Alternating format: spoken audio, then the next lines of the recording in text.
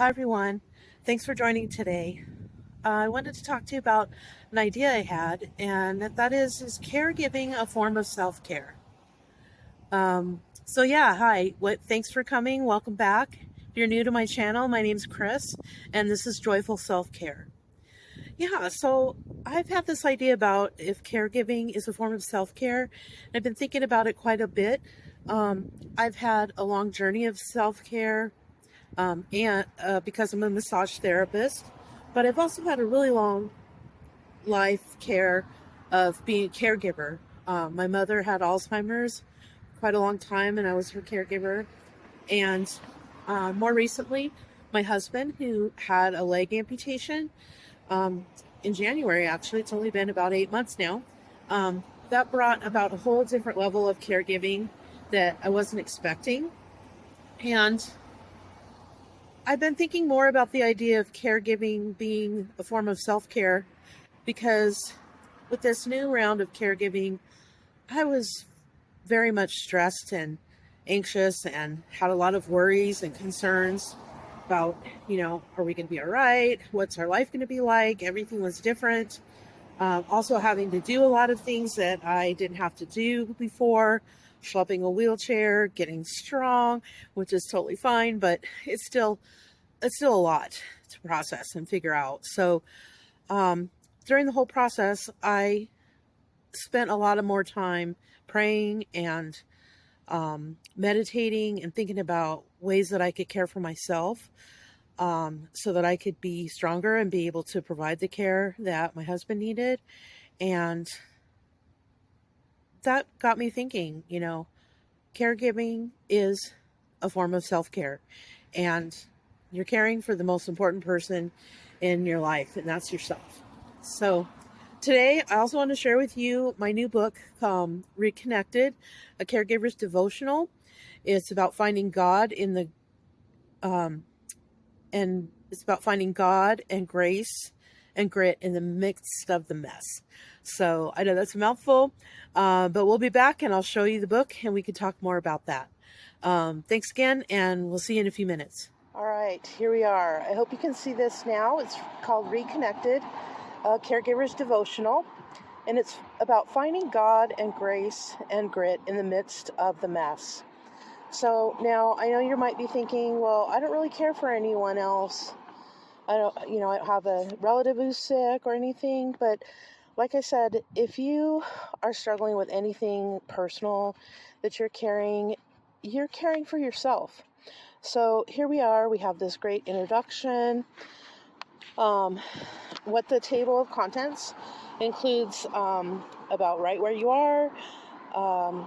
And I'm a devout Christian, so all of my work is rooted in the gospel and the Bible. So my titles reflect that. Chapter 2 is Seen and Chosen, Even in the Wait. Chapter 3, When Hope is a Whisper. Chapter 4, Sacred Surrender. Chapter 5, Beloved. Chapter 6, Believe. And Chapter 7, Rise. And then there's also 2 challenges, so I'll share those with you too.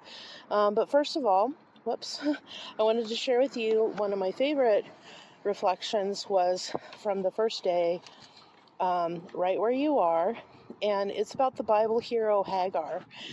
Hagar was running literally and emotionally. She was abused, used, and tossed aside. But in the wilderness, God found her, and he didn't shame her. He saw her, and she named him the God who sees me. So I reflected on that quite a bit, because I just wanted to feel more like God saw me in everything that I was going through, and he did. So also in this book, I've included some creative mandalas that I made, just so you might want, if you want to feel like coloring to de-stress. So that's what those look like. Just going to flip through real quick here. I also have tapping sequences, and if you're new to tapping, it's from the emotional freedom technique, and it's a really great way to relieve stress and anxiety and get closer to God with these things. So I have some some scripts that you can use to tap with. But tapping can just be as easily as tapping your collarbone and saying, God, Jesus, mercy. Okay, so I have those. And then here are the challenges that I'm super excited about. Let me get there. Okay. All right, so here's the challenges, and I basically have 7 days that is a short grounded scripture, a bite-sized journaling prompt, a powerful affirmation, some guides about tapping, and then a space to check in with yourself. And here's the tracker, and I chose individual things that weren't like hard to get and hard to track for yourself. The activity would be like, I spoke kindly to myself. I tapped today. I drank water. I asked for help. And whispers and prayers count. I noticed God's presence. I rested without guilt, and I moved my body. And then there's a little place for notes. And then here are all the 7 days. So you can either do all the 7 days in a row or just pick one. If you're dealing with trust, you can just do that day and reflect on it all week. So it's really free to do how you'd like. This one is back to beloved, the concept that we're all beloved children of God. And then this one is rooted in joy. So I hope you like it. It's available on Amazon. I'll put my link in the description. So I hope this helps you think about caregiving a little bit differently.